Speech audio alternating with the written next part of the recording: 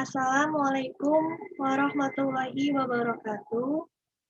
Saya Dita Julia Hasana dari kelas MAN 2A akan menjelaskan atau mempresentasikan tentang sistem informasi sumber daya manusia. Yang pertama ada pengertian sistem informasi sumber daya manusia atau SDM. Menurut Raymond McLeod, Jr. dan George P. Skell, sistem informasi sumber daya manusia memberikan informasi kepada seluruh manajer perusahaan yang berkaitan dengan sumber daya manusia perusahaan. Masing-masing subsistem output dari HRIS akan menangani aspek-aspek tertentu dari manajemen SDM, yaitu ada perencanaan, rekrutmen, pengelolaan tenaga kerja, dan membuat banyak laporan SDM yang diminta oleh lingkungan terutama badan-badan pemerintah. Kemudian ada fungsi sumber daya manusia. Yang pertama ada perekrutan dan penerimaan. Kan? Pengertian dari penjelasan dari perekrutan dan penerimaan yaitu SDM membantu membawa pegawai baru ke dalam perusahaan dengan memasang iklan lowongan. Yaitu memasang iklan lowongan kerja di kantor, memberitahukan posisi yang diminta agen kerja swasta maupun pemerintah, melakukan wawancara penilaian di kampus, dan difasilitasi perusahaan dan mengurus ujian bagi pegawai. Kemudian yang kedua ada pendidikan dan pelatihan. Penjelasan dari pendidikan dan pelatihan yaitu selama periode pegawaian, SDM mengatur berbagai program pendidikan dan pelatihan yang diperlukan untuk meningkatkan pengetahuan dan keahlian kerja pegawai. Contohnya, anggota staf SDM dapat membantu analisis sistem dalam melatih pemakaian selama tahap penerapan dari siklus hidup sistem. Kemudian yang ketiga, ada manajemen data,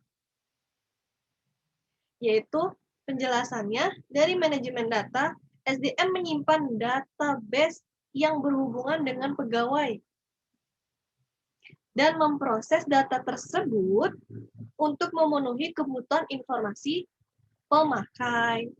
Kemudian yang keempat yaitu ada penghentian dan administrasi tunjangan.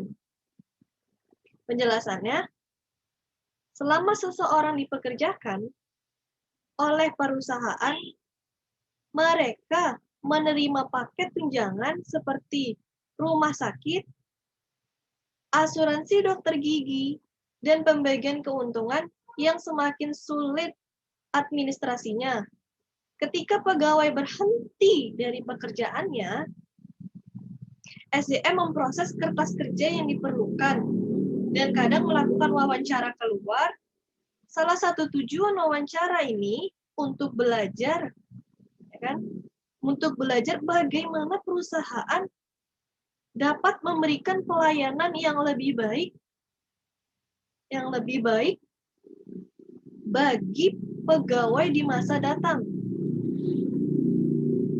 Kemudian ada evolusi HRIS, yang mana sampai akhir-akhir ini manajemen kurang memberikan perhatian pada data personil dibandingkan dengan perhatian yang diberikan pada data yang menjelaskan uang dan arus material. Data keuangan dan material dilihat sebagai kunci keberhasilan perusahaan, sehingga data pegawai dianggap tidak lebih sebagai tugas yang seperlunya. Rangsangan untuk menaikkan status data personil diberikan oleh peraturan pemerintah seperti EEO, yaitu Equal Employment and Opportunity. Kemudian ada OSHA, yaitu Occupational Safety and Healthy Administration. Kemudian ada AAP, Affirmative Action Program, yang diberlakukan selama tahun 1960-an dan 1970-an. Perusahaan diharuskan untuk menyediakan statistik bagi pemerintah nasional yang menunjukkan sampai sejauh mana praktek personalia perusahaan sesuai dengan undang-undang tersebut. Perusahaan segera mengerti bahwa mereka tidak dapat mengejar persyaratan pelaporan yang meningkatkan tanpa bantuan sistem berbasis komputer. Kemudian ada model sistem informasi manajemen, model HRIS, yaitu meliputi 3 subsistem input. Yang pertama ada SIA, yaitu sistem informasi akuntansi. SIA itu menyediakan data akuntansi bagi HRIS, sehingga database berisi gambaran yang lengkap dari sumber daya personil, baik keuangan maupun non-keuangan. Kemudian yang kedua ada penelitian SDM, yaitu berfungsi untuk mengumpulkan data melalui proyek penelitian khusus. Contohnya penelitian sukses, yaitu succession study. Kemudian ada analisis dan evaluasi jabatan atau job analysis and evaluation. Di mana ada penelitian keluhan, yaitu grievance studies. Kemudian yang terakhir, yang ketiga, ada intelijen sumber daya manusia yang berfungsi mengumpulkan data yang berhubungan dengan sumber daya manusia dari lingkungan perusahaan. Dan model HRIS itu meliputi 6 subsistem output. Ada 6 subsistem output. Yang pertama ada subsistem perencanaan kerja. Dalam subsistem perencanaan angkatan kerja manajemen, sebuah perusahaan biasanya dalam mengidentifikasi kebutuhan pegawai di masa yang akan datang. Adapun aplikasi dari perangkat lunak yang digunakan kebanyakan berupa pembuatan badan organisasi, peramalan gaji, dan analisis evaluasi. Kemudian yang kedua, ada subsistem perekrutan, yaitu dalam subsistem ini terdapat 2 kegiatan atau 2 aplikasi yang biasanya dilakukan, yaitu aplikasi pelacak pelamar dan aplikasi pencarian internal. Dalam penggunaan metode perekrutan ini, perusahaan dapat memilih salah satu dari kedua aplikasi, ataupun perusahaan juga dapat memilih kedua-duanya. Kemudian yang ketiga, yaitu ada subsistem manajemen angkatan kerja. Subsistem angkatan kerja adalah sebuah output yang merupakan subsistem tersebar, kan? Karena mempunyai aplikasi yang cukup banyak, namun sedikit sekali perusahaan yang menggunakannya.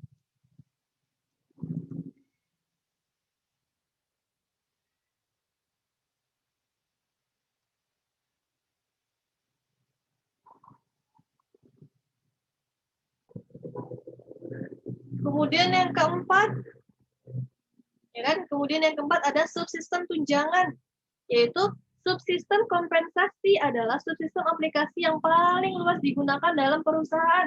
Hal ini terkait dengan image kompensasi yang biasanya berhubungan dengan gaji. Kemudian yang kelima ada subsistem benefit. Sasaran aplikasi dari subsistem tunjangan adalah para pegawai yang masih bekerja dan yang telah pensiun.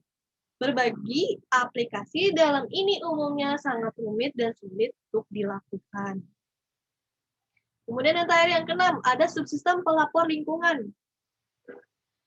Selain subsistem di atas tadi, notabene ditunjukkan kepada pihak intern perusahaan. Subsistem pelaporan lingkungan ditujukan untuk pihak yang berkepentingan di luar perusahaan seperti pemerintah, serikat pekerja, dan masyarakat pada umumnya. Kemudian ada subsistem intelijen sumber daya manusia, yaitu mengumpulkan data yang berhubungan dengan sumber daya manusia dari lingkungan perusahaan Elemen lingkungan yang menyediakan data input yaitu meliputi pemerintah, pemasok, serikat pekerja, masyarakat global, masyarakat keuangan, dan pesaing. Pembahasannya yang pertama ada intelijen pemerintah. Pemerintah menyediakan data dan informasi yang membantu perusahaan mengikuti berbagai peraturan ketenagakerjaan. Kemudian yang kedua, intelijen pemasok. Pemasok mencakup perusahaan seperti perusahaan asuransi yang memberikan tunjangan pegawai dan lembaga penempatan lulusan universitas serta agen tenaga kerja yang berfungsi sebagai sumber pegawai baru. Kemudian yang ketiga, ada intelijen serikat pekerja, yaitu serikat pekerja memberikan data dan informasi yang digunakan dalam intelijen masyarakat global masyarakat. Global masyarakat menyediakan informasi yang menjelaskan sumber daya lokal seperti perumahan pendidikan dan rekreasi. Yang keempat, ada intelijen masyarakat keuangan, yaitu masyarakat keuangan memberikan data dan informasi ekonomi yang digunakan dalam perencanaan personil. Yang kelima ada terakhir, intelijen pesaing dalam industri, yaitu yang memerlukan pengetahuan dan keahlian yang sangat khusus seperti industri komputer. Terjadi perpindahan pegawai yang sering dari satu perusahaan ke perusahaan yang lain. Kemudian ada database HRS, yaitu meningkatkan kerumitan masalah yang berhubungan dengan personil, yaitu disebabkan dengan banyaknya peraturan pemerintah dan meluasnya pilihan meluasnya pilihan tunjangan membuat penyimpanan data dalam komputer sebagai suatu keharusan bagi database. Bagi database SDM berbasis komputer tersedia beberapa alternatif dalam hal, yaitu isi lokasi, manajemen, dan pemasukan data. Isi database HRIS dapat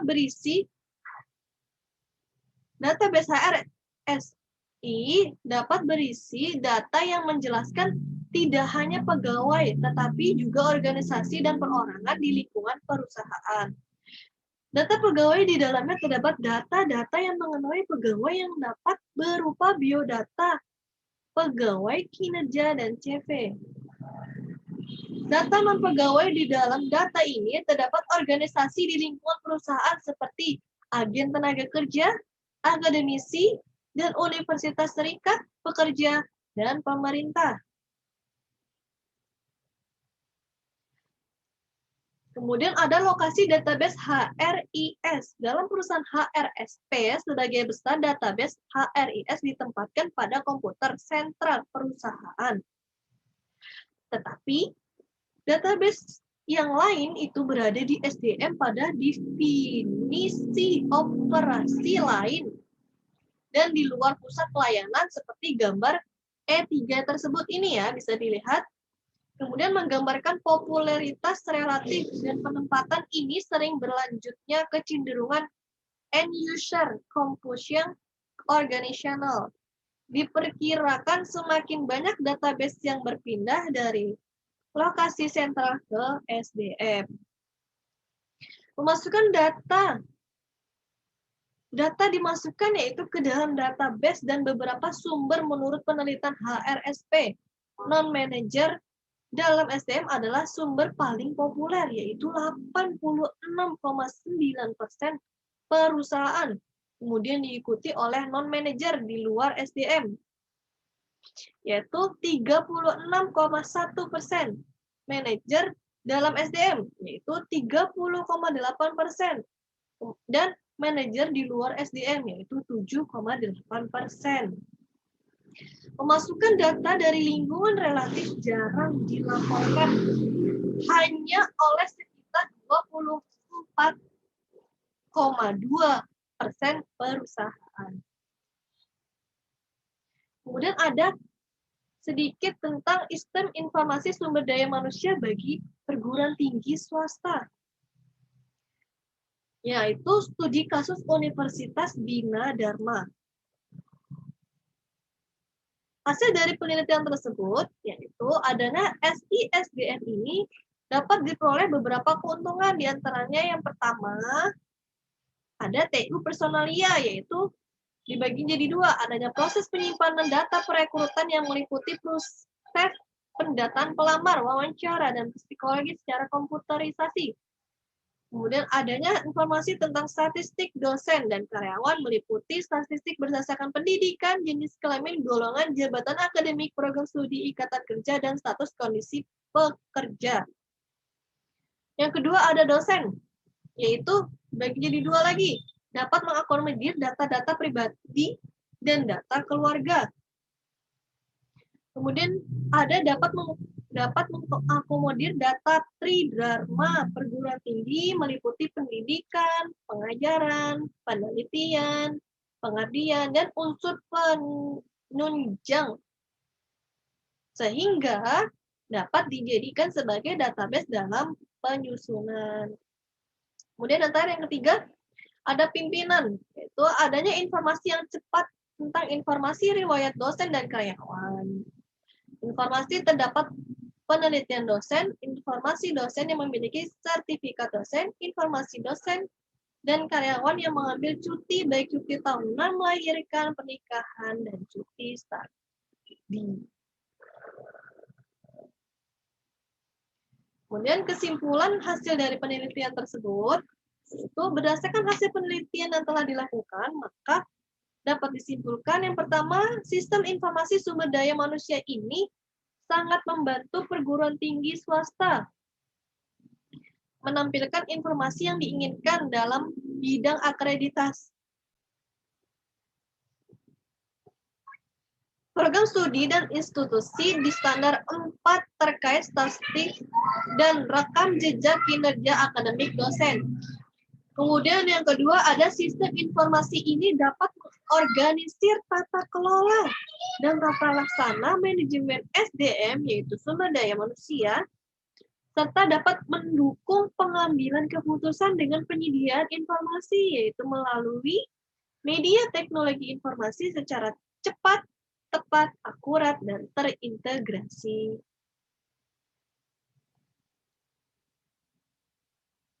Kesimpulan dan sarannya, yaitu kesimpulannya sistem informasi sumber daya manusia atau yang disebut tadi HRIS adalah sebuah sistem berbasis komputer yang berfungsi itu mengatur, menganalisa, dan mengelola sumber daya manusia sehingga diperoleh informasi yang dapat guna pengambilan keputusan. Dalam kegiatannya, HRIS mengelola dan menjalankan sistem administrasi SDM mulai dari perekrutan dan penerimaan, pendidikan dan pelatihan manajemen data, sampai dengan pemberhentian dan administrasi tunjangan. Sedangkan dalam penerapannya terdapat model HRIS yang di dalamnya meliputi subsistem input, yaitu berupa SIA, penelitian SDM, dan intelijen SDM, serta output, yaitu berupa subsistem perencanaan kerja, perekrutan, manajemen angkatan kerja, tunjangan, benefit, dan pelapor lingkungan. Kemudian sarannya yaitu setiap perusahaan yang memenuhi berstandar kelayakan perusahaan harus membutuhkan yang namanya sistem informasi sumber daya manusia atau yang disebut HRIS agar sistem SDM perusahaan tersebut tertata dengan baik tanpa mengalami kesulitan dalam hal SDM di dalam perusahaan. Sekian dan terima kasih. Mungkin cukup itu saja yang dapat saya sampaikan. Wassalamualaikum warahmatullahi wabarakatuh.